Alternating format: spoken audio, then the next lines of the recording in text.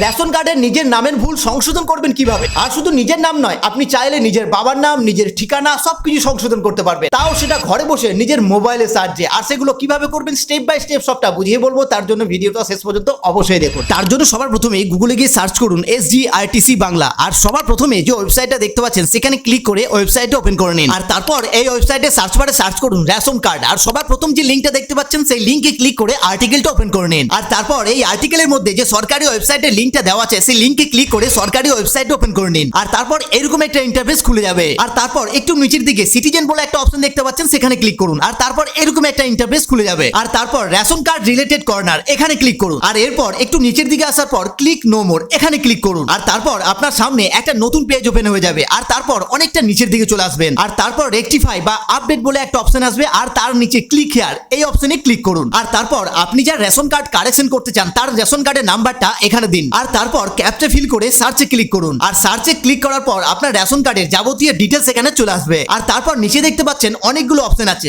আপনি যেটা কারেকশন করতে চান সেখানে টিক মার্ক দিন। আর তারপর এই বক্সে টিক মার্ক দিয়ে সেন্ড ওটিপি তে ক্লিক করুন। আর তারপর রেশন কার্ডের সঙ্গে যে মোবাইল নাম্বারটা লিংক আছে সেখানে একটা ওটিপি চলে যাবে। আর এরপর ওটিপিটা এখানে সাবমিট করে দেবেন। আর ওটিপিটা সাবমিট করার পর আপনার সামনে নতুন একটা পেজ চলে আসবে। তখন আপনি যেটা কারেকশন করতে চান সেটা কারেকশন করতে পারবেন। আর তারপর আপডেট হয়ে যাওয়ার পর রেশন কার্ডটা আপনি ডাউনলোডও করতে পারবেন। আর যদি আপনি না জানেন যে রেশন কার্ড ডাউনলোড কিভাবে করতে হয় তাহলে কমেন্টে নো লিখুন, এই টপিকের উপরে আমি একটা সেপারেট ভিডিও বানিয়ে দেবো। তাই ভিডিওটা ভালো লাগলে একটা লাইক করুন এবং বন্ধুদের সঙ্গে শেয়ার করুন।